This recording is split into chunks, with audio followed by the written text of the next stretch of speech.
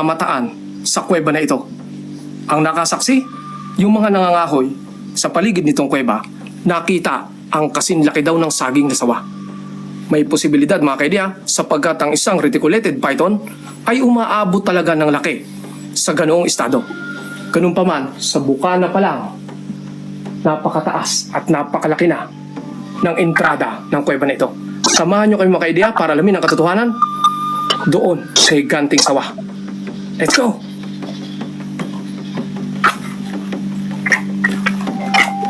Ray. Ray. Ewan ko.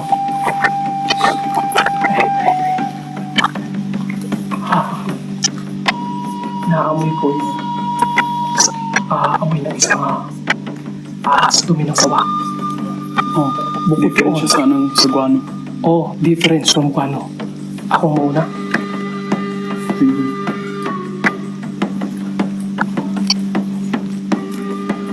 Wow. Napakataas ng kuweba. Pag walang paniki, meron akong nakikita kukunti lang. Ibig sabihin, mataas ang tsansa na meron niyang naninirahan na malaking sawa dito.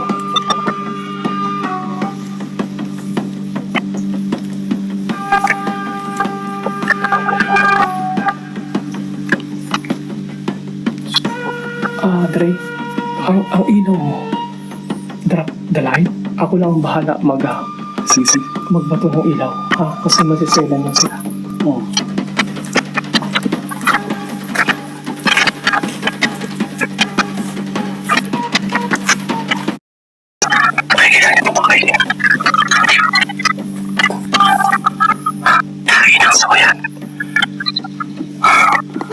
Yung ganyang kalaking tali mga kaidya ay aabot na talaga sa kalikas laki na sa akin. Ibig sabihin, hindi yung sa wala hanapin natin. Bakit yan dito? May nakikita tayo ngayon. Malaking sawa. Kasi laki ng mas malaki pa sa aking braso, sa aking tansya. Tandaan na rin. So, ibig sabihin mga kaidya, totoo, posibleng totoo ang kinikwento ng mga ngahoy sapagkat sa ganitong size ng sawa ay hindi malayo na meron talagang sawa na kasinaki na saging.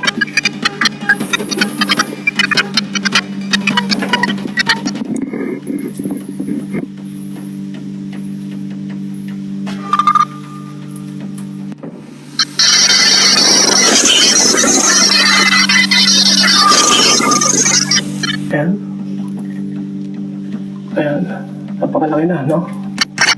At sa palagay ko mga kaidya, ang haba ng sawa ay nasa 13 meters na, no? Sa ganong size.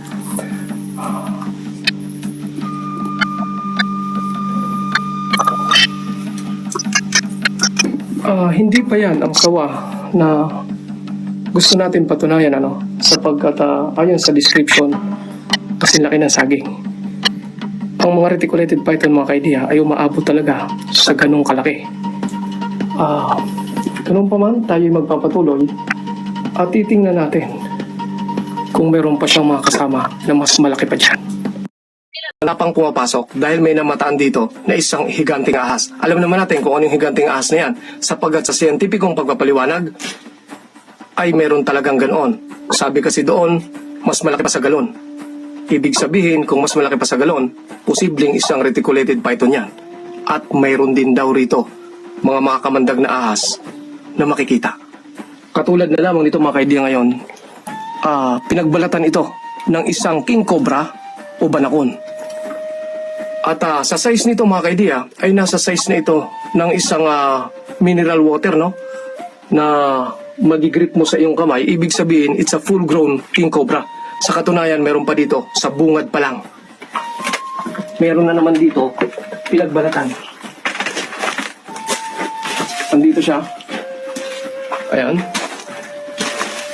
At hindi rin biro ang size nito. Mga 3 finger na rin ang size nito. Ibig sabihin, ang kanilang salaysay ay posibleng totoo sapagkat sa bungad pa lang meron na tayong nakita. Ngayon na alamin natin ang patungkol naman sa higanting ahas na lumalabas daw dito.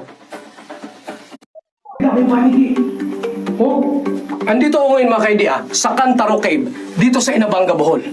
At aalamin natin kung ano ba talaga ang tunay na katotohanan sa kwento dito sapagkat ang daanan daw nito ay napakakipot pero pag nakapasok ka daw sa loob ay sobrang luwag. Wala nang ulit nagtangkang pumasok nito at nag-documentary. Maaring tayo palang kauna-unahan at ipapakita ko sa inyo ang katotohanan kung ano ba talagang hiwaga at ganda at posibleng buhay na naninirahan sa loob. Pasukin natin mga kaidi at samahan niyo ninyo ako ngayon sa isa na namang paglalakbay dito sa loob ng Cantaro Cave.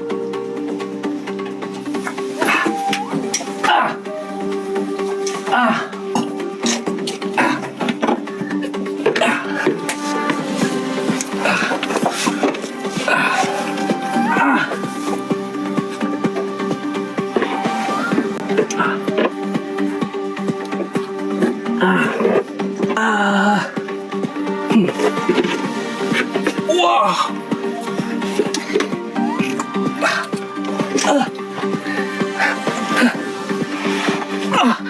Sobrang sikip ng daanan dito mga kaidiya. Pero mapapatunayan natin kung talagang malaki daw ang loob nito. Ganun pa man, excited ako na ipakita sa inyo yun.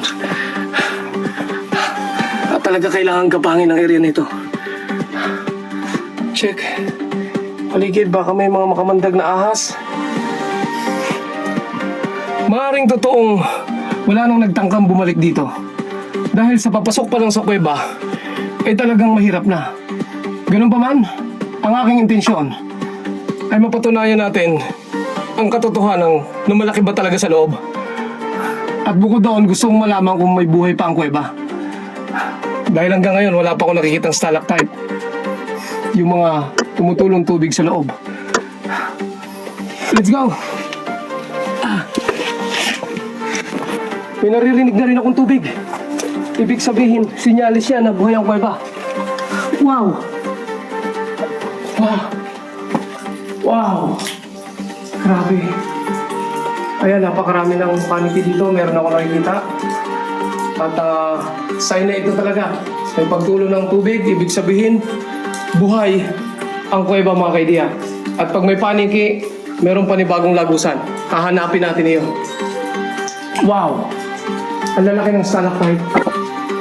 Grabe. Amazing art talaga mga kaidiya. Ayun, ito pa isa. Nakita nyo, ang dami ng paniki. Medyo malakas na rin ang pagdaloy ng tubig na talagang nabubuhay ang kuweba na ito. Bakit ko nasabing nabubuhay? Sapagkat may mga sinyalis siya na matagal na matay ang kuweba. At paglipas ng panahon, ng maraming taon, nagkakaroon ng pagbabago sa geographical history, no? Nagkakaroon ng shifting ng pagdaloy ng tubig kaya siya namamatay. At ngayon muli siyang bumabalik. Isang magandang sinyalis iyon. Tara, baybayin natin at hanapin natin ang posibleng daanan palabas. Ayun, meron ditong naninirahan na cave sweep, no? Ayun, balin sa sayaw. Ayan siya, oh. Ayun, dalawa sila, oh. Wow! Yung mga ibon na yun, mga kaidiya, ay consider as troglophile sapagkat mas pinili nilang manirahan sa kuweba. Ayan, makikita rin natin yan sila sa labas. Yung mga balin sa sayaw na yan. Ito naman mga kaidiya, may cave spider dito. Ayan, o. Tingnan niyo yung laki niyan. Sa aking kamay, malaki. At makikita din natin yan sa mga bahay. Isang troglophile din sapagkat mas pinili niyang manirahan sa kuweba. Ang laki, no? Ito naman ang kaibahan niya sa isa pang cave spider na tinatawag din na spider whip o scorpion whip, no? Spider. Yan ang kanya ang katawagan. Parang kinukonsidera siya na hindi naman spider, hindi rin scorpion. Pero meron siyang sariling karakteristik talaga na isang arachnid, no? Ganda.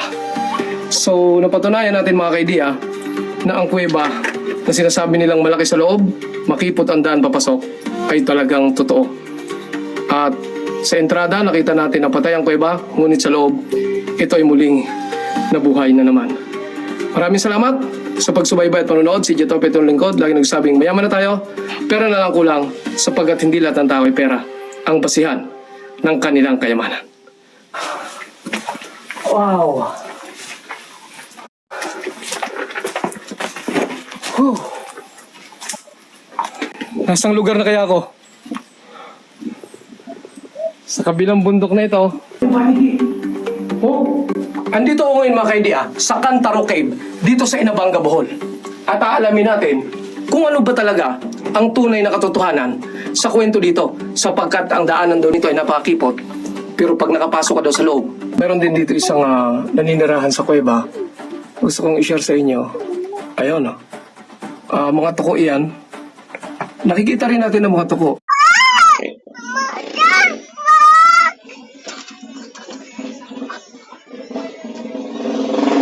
Sa labas ng kuweba, no? Pero kapag yan sila ay naninirahan na sa kuweba, tinatawag yan silang troglophile.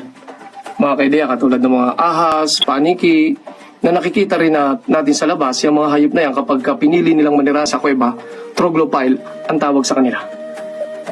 Mukhang marami pa tayong makikita dito sa loob. Yung nakikita niyong gagamba ngayon dito mga kaideya, ay isang cave spider. At ang kanyang scientific name ay Opnychus pileatus. Ayan, may sipit yan. Yan ang karakteristik, no, ng isang uri ng cave spider. Oh, mga kalsite, iwasan mo. Ganun po. Meron dito, masang. Sa bukana pa ng mga kaidiya, inakala natin na patay na ang kuweba, no? O dead cave. Tama pong narinig nyo, meron kasing live cave at dead cave. Ang dead cave mga kaidiya, yan yung kuweba na wala ng pagdaloy ng tubig. Ibig sabihin, nagbago ang daluyan ng tubig at nawala na dito sa kuweba, kaya siya namatay. Pero ito, ipapakita ko sa inyo ngayon, nung pagpasok ko sa loob, ay buhay pa ang kuweba. Sapagkat ayan, may pagdaloy ng tubig, nakikita niyo yan, may namumuong stalactite at pumapatak siya. Andito naman sa baba, gusto kong ipakita sa inyo ang stalagmite. Naku, napakaselan nito mga kaidiya at iniiwasan na ito na dapat ay mahawakan, lalo na matapakan. Kaya maingat kami na naglalakbay sapagkat yan ay napakatagal mabuo. Ang stalagmite at stalactite naman dun sa taas. Nabubuo yan mga kaidiya sa loob ng isang taon ay 0.3 mm, no?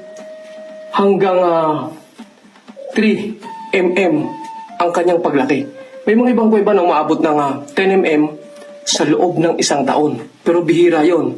Depende yon sa ecosystem, no? Kung malakas ang pagdaloy ng tubig at maraming mineral, mabilis din mabuo ang isang stalagmite o stalactite. Yan, nandun ang stalactite sa taas. Imagine niyo kung gano'n lang kaikli bawat taon. Ibig sabihin, ay aabutin ng thousands of years talaga. Katulad nitong isa na ito. Column na ang tawag niyan. Pag nagdikit ng stalactite at stalagmite sa baba, tatawagin niyang column. Pero wala ng tubig na dumadaloy sa column. Ayan o.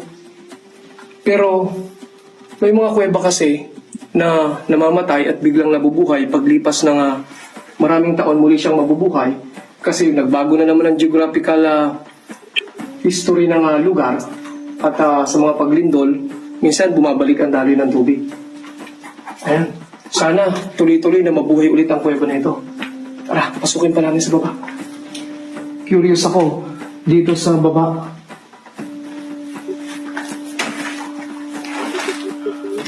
Okay, pasukin natin, Dre. Tara, kunin mo yung tali. Tali. Okay. Hawak mo to.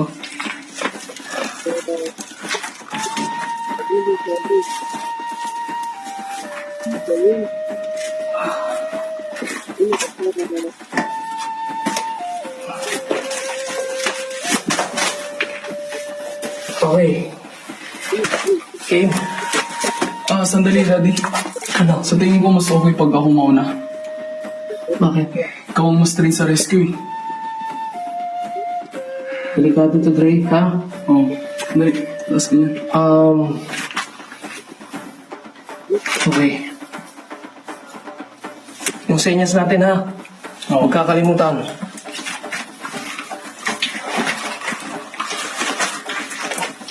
Okay.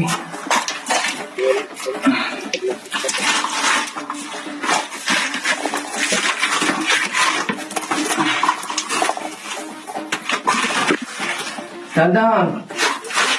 Oh. Malalim pa, Dre. Medyo. Medyo? Kaya? Kaya, Dahan-dahan. Gano'ng malalim, Dre?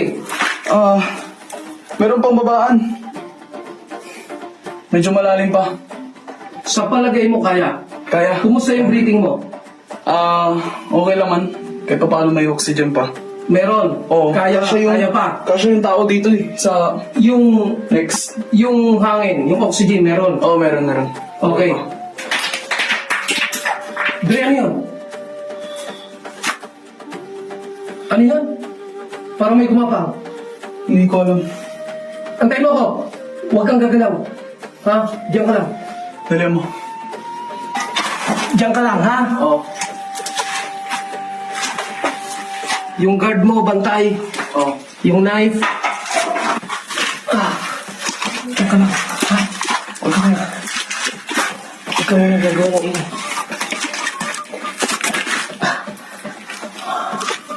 Saan galing yung tubig kanina? Doon sa ilalim. Ha? Doon sa ilalim. Dali, dali. Wait mo. Ako na muna. Flashlight mo.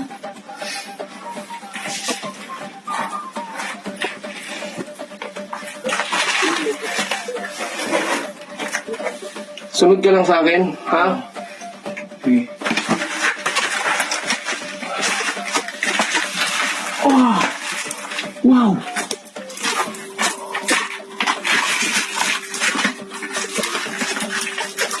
Wow!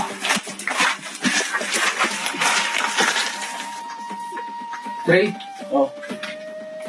Okay. Medyo masikip na dito. It's a narrow entrance, no? Pero titingnan natin doon sa loob kung meron pa bang panibagong chamber. Maputik, Dre. Oo. Ha?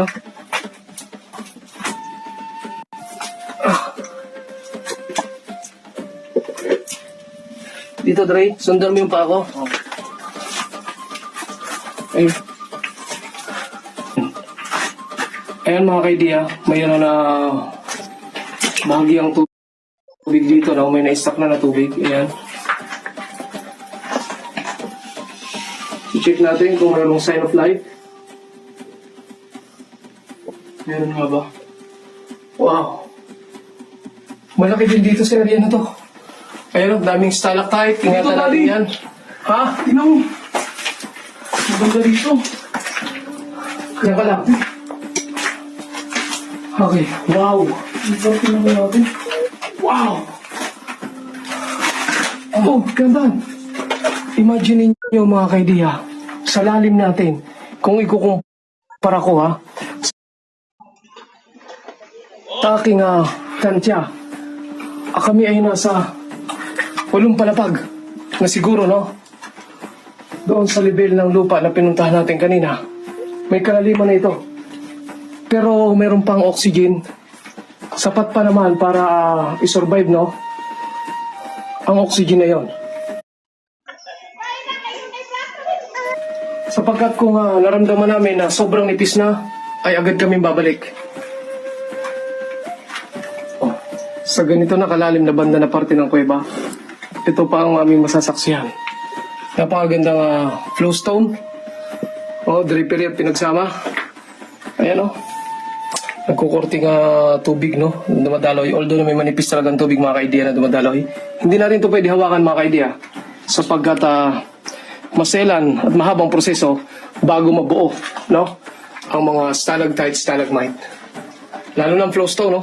Kapal. Parang wax. Okay. Mga kaidiya, may nakita tayo rito sa ilalim na bahagi ng kuweba, no? Isang crabs. Kahawig siya sa kagang, pero magaspang ang kanyang likuran kumpara sa kagang. Parang kaso, no, ang kanyang katawan. Parang pinalaking kaso. Kasi ang kagang malalaki ang sipit. Siya naman, halos parehas lang. No? ang kanyang sipit sa kaliwat kanan. Dapat mas malaki yung isa. Ito halos parehas. Kakaiba. Tapos sobrang haba ng kanyang mga galamay. Wow. Wow. Ganda. Wow. Mga kaidea. Sa lalim ng binaybay natin, siguro mga 100 metro tayo patuloy na bahagyang bumababa. Malawak na dito. Malawak na. Wow. Mataas ng siling. Wow. Pero dahil siguro sa taas na natin, bahagya na lang dito ang makikitang stalactite, Sa kabila ng laki. Pero may mga lumang stalactite dito. Siguro nag-shift, Pumapansin nyo, may paniki na. Ibig sabihin, may panibagong lagusan. 3. Oh, wow. Ayun, may nakikita na akong bandang liwanag. Doon na ako. Meron na. Wow. Grabe. Bagamat wala tayong nakitang malaking ahas, o reticulated python sa pagpasok natin dito sa loob ng kuweba, napatunayan naman natin na talagang may mga naninirahan dito ng mga iba't ibang klaseng insekto. Hayop, Patulad dito, may paniki na dito banda sa kabila ng lalim. Ayun, may liwanag na naman. Paakyat tayo doon. At dyan na tayo lalabas. Maaring tahanan pa rin ito talaga ng naglalaki ang hayop. Ganun pa man, siguro baka nasa labas sila o nakatago lang sa kung saan paligid dito.